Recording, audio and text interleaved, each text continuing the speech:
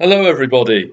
For this chess master game, we're going to be looking at a game played between Janowski and Capablanca in 1916, and I feel this game really shows how to exploit weaknesses and create multiple areas of attack on the board.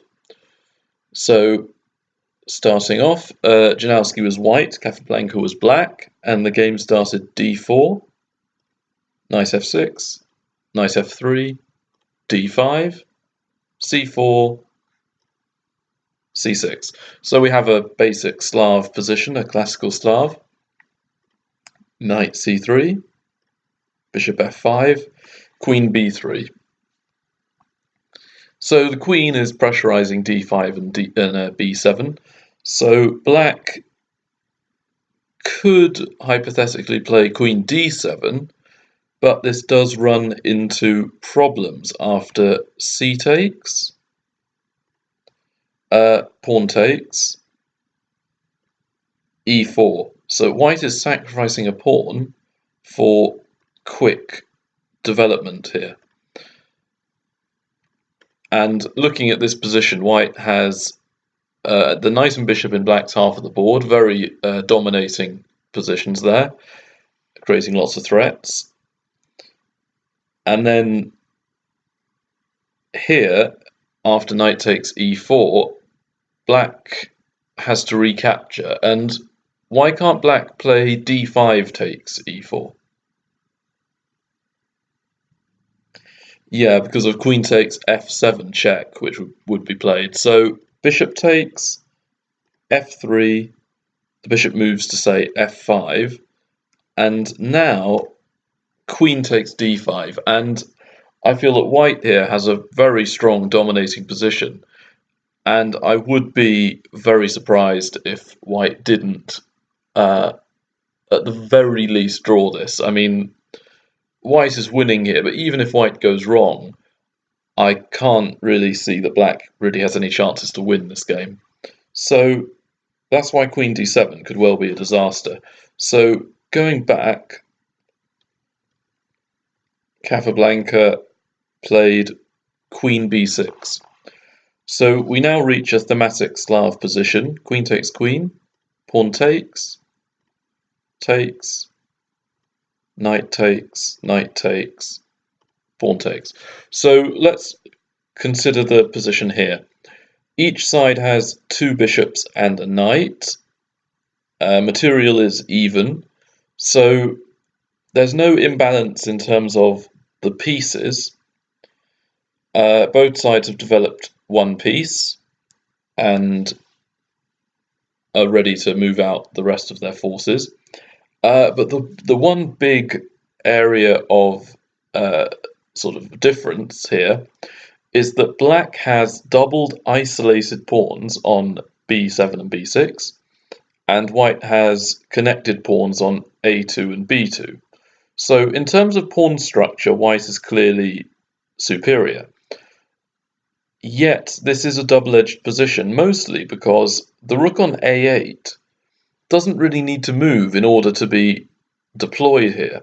The rook on a8 has kind of been developed by the fact the pawn has moved away from a7 onto b6. It's pressurizing the queen side, and black can, perhaps, get the rook on h8 to the open c file. And black's rooks could well pressurize the white queen side. If white can soak up the pressure, swap off pieces without altering the pawn structure, and get it down to just kings, let's say, in the endgame, white should be able to win the endgame in terms of the pawn structure. But for now, in the middle game, black certainly has chances of seizing the initiative here. So the game continued, e3, knight c6, bishop d2, preventing knight b4, which could have been disastrous. Bishop back to d7, which I'm not quite sure I understood why at the time, but I do get it now, seeing how the game progressed. Bishop e2, e6, castles, and bishop d6 here. So I think the reason that black moved the bishop to d7 was to guard the b5 square. Later on, black could push the pawn to b5, then to b4, and perhaps trade pawns when that way that would create an even pawn structure. One other thing it might do is just control light squares on b5 and a4, perhaps other ones on, say, c4 and a6. So the bishop has a bit of maneuverability on the queen side, which is where the action is going to take place. So white also has bishops on sort of attacking the queen side, yet the knight on f3 could shift across to better play a part on the queen side. That's where the battle's going to take place. So rook fc1 and king e7. Now this, I think, is a very good move because black could have castled and then played rook hc8 or rook fc8 if he castled. And then it still takes 2 moves to get the rook to c8. So what's the difference?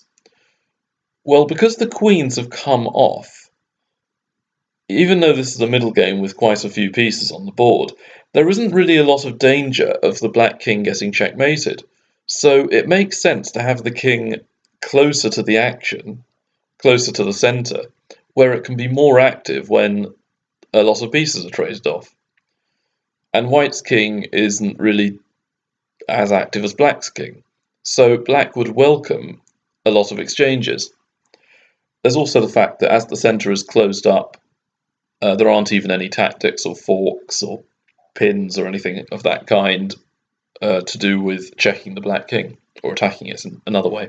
So king e7 I think is better than castling. Bishop c3 was played, and now rook hc8. So black's got all his pieces over on the queen side. Capablanca is now going to try and sort of put pressure and target white's queen side. a3. So white's going for dark square control. Knight a5, very thematic. If white takes, then black can repair the pawn structure with b takes a5.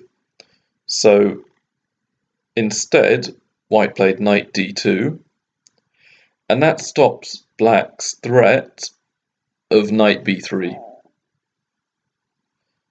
So f5 is now played, just to control the light squares and stop white breaking with e4. So black is really trying to restrict white's play. g3, to prevent black from creating any threats on the king side with chucking the pawns up. b5, good move. And now what black's trying to do is control c4. And a very common theme is moving the knight to c4, where it will control a lot of dark squares on white's queen side. So f3, and we see knight c4. So it's rather annoying, this knight. It's controlling e3, so white has to deal with that. There's also a constant idea that white has to deal with, where black could trade on d2, and that possibly could influence the position. Black can also play b4 at some points, opening up the a file and sacking a pawn.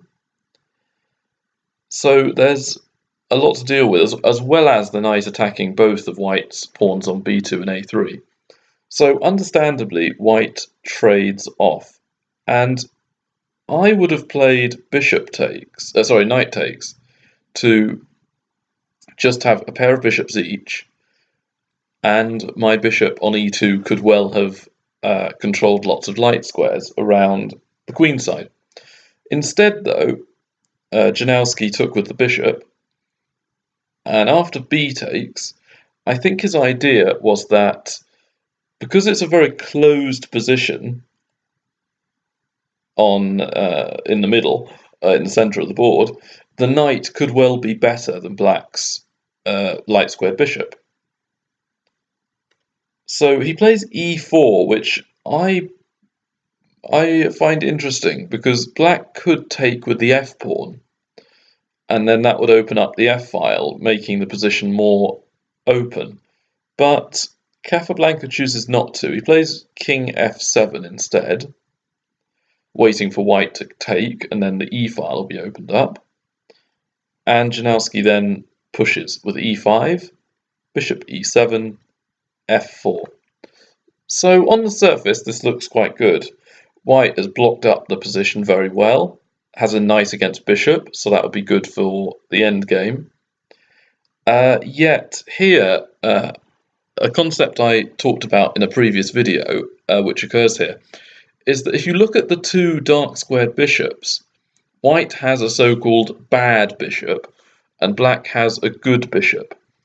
The reason for that is that a bad bishop is one where most of your pawns are on the same coloured squares as your bishop.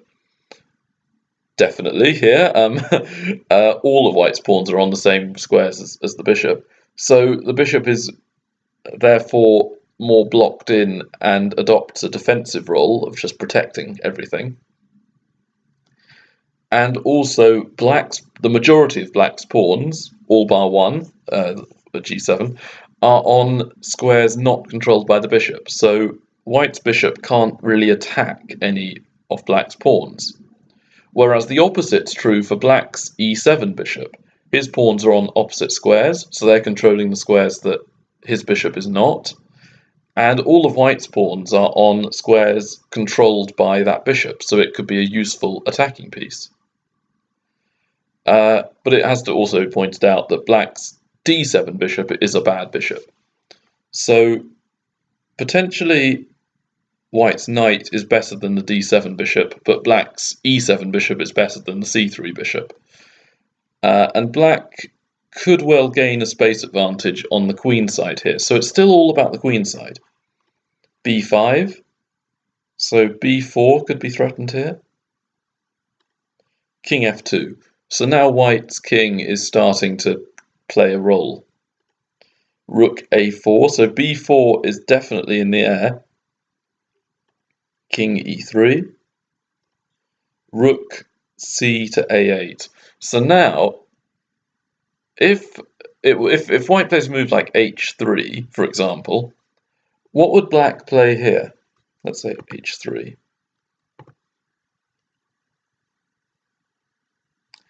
Yeah, black wins with b4, and here white's dropping a piece at least, because if white does nothing, then b4 takes the bishop on c3, and if white takes with the bishop, black will take it, and white can't recapture, because if he does, then rook takes a1, rook takes a1, rook takes a1, and black will now be a rook ahead. So that's very dangerous, and white does solve that problem with rook a b1. Now here we have a very interesting position indeed. What black could still do is play b4, and then after bishop takes, black could then take, white takes, and the rook on a4 would then take on b4. So it would be even in pawns, level pawns, and white would have a b2 pawn which is under pressure, and black would have a protected c pawn. So things aren't looking too bad there. Yet Capablanca chose not to do this because of the dynamics of the bishop against knight. The position is still very closed up, and the bishop on d7 would be pretty bad, as it's still a bad bishop and it can't target anything. Whereas white's knight could leap all over the board, threatening, putting pressure, attacking pawns, and could probably level the outcome. So I think Capablanca felt he didn't quite have enough on the queen side to warrant an all-out attack. So now, what does black do here? If you don't quite have enough to win, what do you do here? What do you plan to do?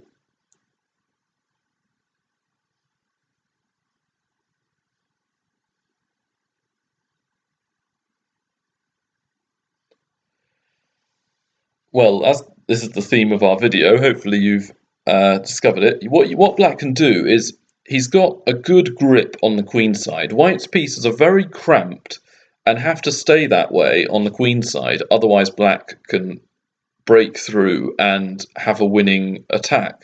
So what black does is he uses this paralysis of the white pieces to create a second front, to create a second area of attack, i.e. the king side. h6, knight f3, trying to stop any breaks by black. And next move, white could play h4 and prevent any pawn breaks. So black immediately plays g5. And here, I think if white takes it, then it wouldn't be very good because black would recapture, and the h2 pawn could be attacked by rook h8, as well as g4 by black, making white's knight move to a less desirable square. So knight e1 was played. I think the idea is knight to g2 next move, and then if black takes on f4, the knight can recapture on f4, blockading. So rook g8 was played here, and king f3 was played. I would play knight f2, but that isn't. There are more problems as well. So here, if black plays g4 check, then white might be able to close everything up, and that way black's only area of attack would be the queen side, and white might be able to get a draw in this position. So g takes, and what's wrong with king takes?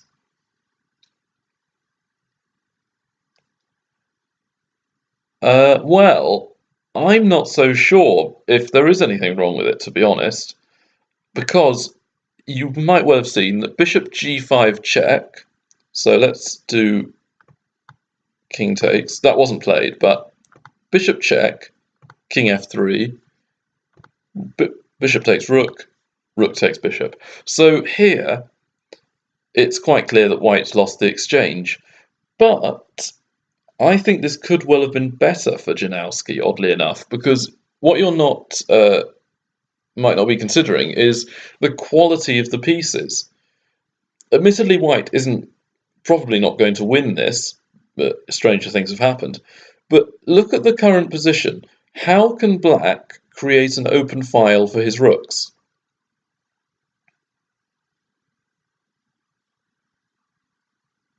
To be honest, I can't see a way of doing that.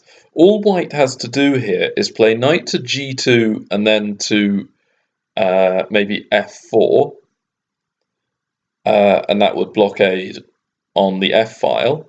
Then play, say, rook to g1 and h4.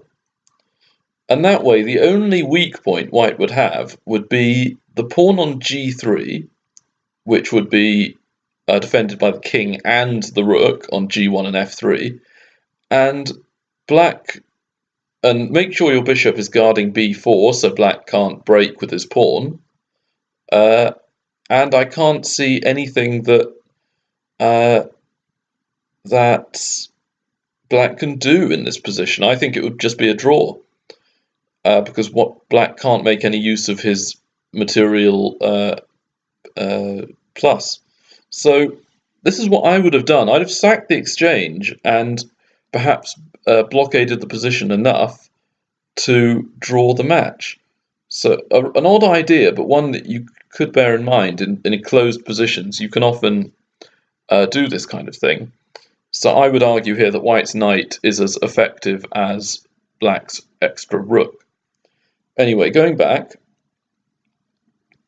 here Janowski didn't take my advice. He played g takes, Part of the reason he didn't take my advice was this game was played 100 years ago, so let's not hold that against him.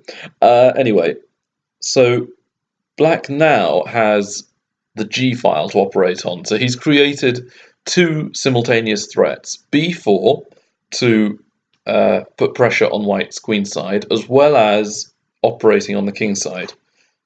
And White's pieces are still rather cramped, so it is difficult to defend against both threats. Rook A to A8. So it now looks like the queen side is being vacated, and the king side is the new area of operations. Knight G2. Rook G4. So Black's infiltrating and sort of targeting F4 vaguely. Rook G1. Rook A to G8. So yeah, Black is definitely now attacking on the king side. And now here's quite a difficult position, because if the knight moves, Black has too much on the G file and can take twice on G1, winning a rook. So the rook can't move. The rook on G1 can't move either, as the knight would be insufficiently defended. H3 I feel is quite bad, because rook G3 could be played, and then Black is definitely infiltrating along the third rank. White's B1 rook can't really move a lot, so the only thing left is to move the bishop. And it's a nice idea, it's a valiant attempt. There's bishop F2 to guard the rook on G1, and then you could move the knight. But there's also bishop G3 to block up the G file. So White is now trying to prevent any kingside advances. So now I think this is a brilliant move by Capablanca. B4. B4. So now the queen side again is being attacked, being targeted. So White has to quickly switch attention to the queen side.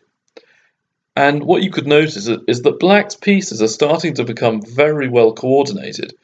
The bishop on e7 is attacking both wings of the board, queen side and the king side. The two rooks are doubled and on the open file, about as much as you can expect. The only piece that wasn't pulling its weight, that was being a useless lump, was the bishop on d7. And b4 is what is known as a clearance sacrifice, or a clearance sack, where it would have been a lot of effort to move the king to f8, play bishop e8, and then bishop h5. And by that point, White might have been able to organise a defence by blocking up the g file. So instead, the bishop is going to infiltrate on the light squares. So here, White captures with the pawn, and now bishop a4. Rook a1. I would have played bishop g3, but I'm not sure how effective that would be. Bishop c2, and now bishop g3. And Black plays bishop e4 check. So it's now a centralized bishop attacking lots of light squares in White's camp, especially that knight on g2. h5, it's a good move. And h5 prepares something here. There isn't really much point in taking on b4 for Black. That pawn is double, it's not going anywhere. Black could pick it off later at his leisure. But h5 is an important move. What is Black threatening to do here?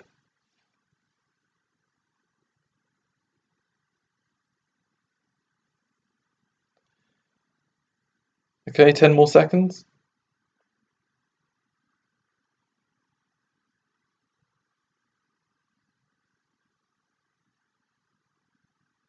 Yeah, Black is threatening h4. And this could be a disaster, because the bishop on g3 is trapped, and Black has two defenders on h4, and White only has two attackers, and you need more attackers than defenders.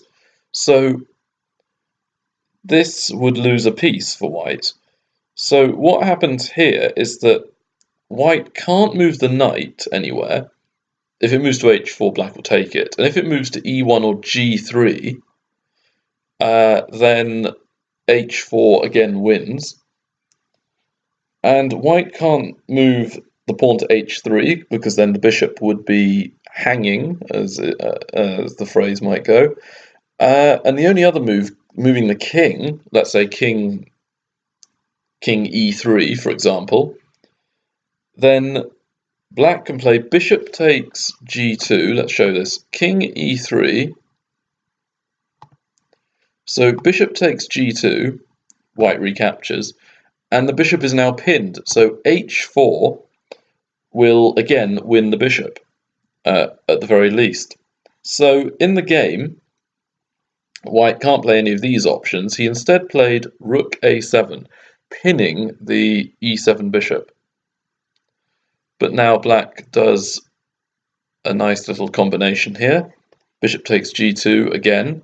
If king takes, h4 pins the bishop to the king. So rook takes g2 and h4 here.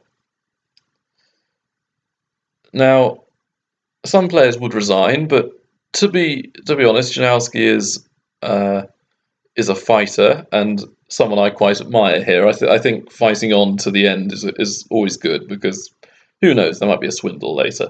So bishop takes h4, rook g2 check, king f3. So here, black can't really defend the e7 bishop. If rook e8, then the g2 rook is hanging, and white will be the one who wins this game. So black thinks, okay, no bother, I'll be the exchange up. Rook takes h2, and bishop takes e7, rook h3 check, king f2.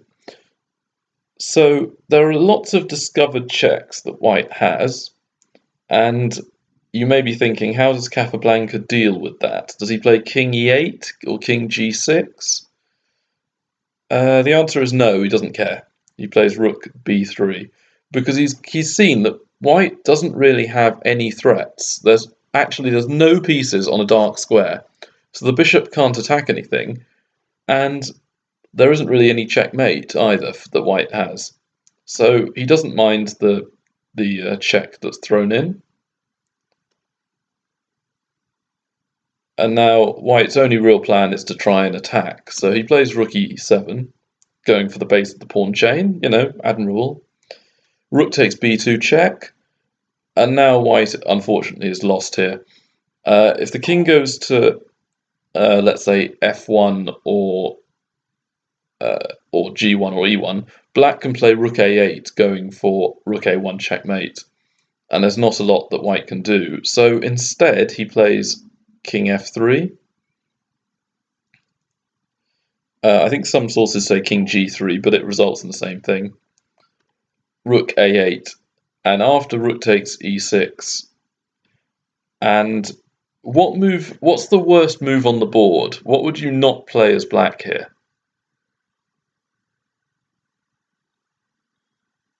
Well, watch out for this, because this is a little trap that white is setting.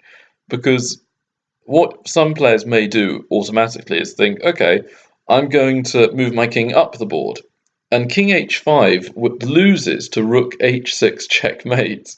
So don't be embarrassed, just check for any tactics all the time, even if white is clearly losing. So king h7 is played, and here Janowski resigned because rook a3 checkmate is practically unavoidable.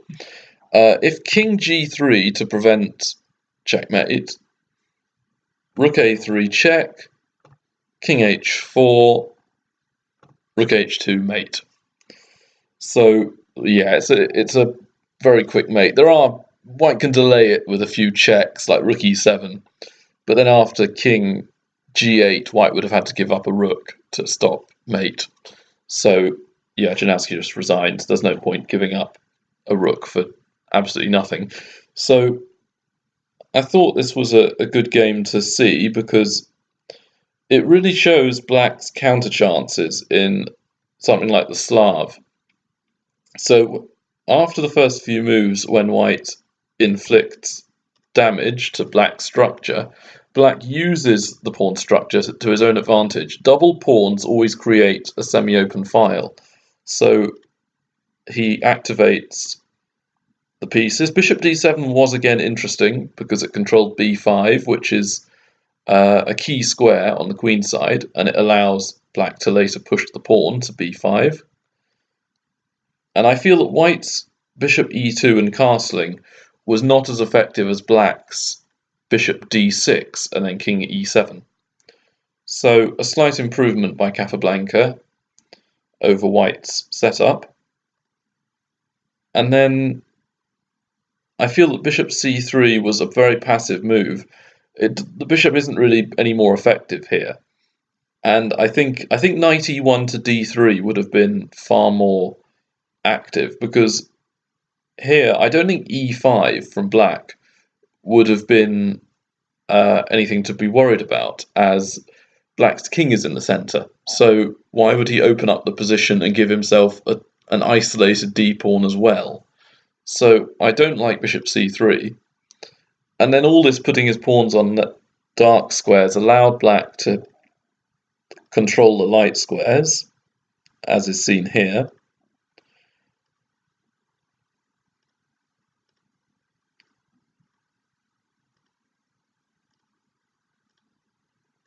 And then again, white could well draw this game. I still don't think that black is completely winning, but he has to be aware of black's ideas. So he does successfully prevent like the b4 move. So black is a little bit stymied. There isn't really any more improving on the queen side to be done, and there might not be enough to win here. So again, if you've got lots of pressure on one side of the board, but it might not quite be enough to win, what you could always try and do is then just attack somewhere else, because generally the side with the initiative is more flexible, they have more space, they're able to mobilize and activate more pieces.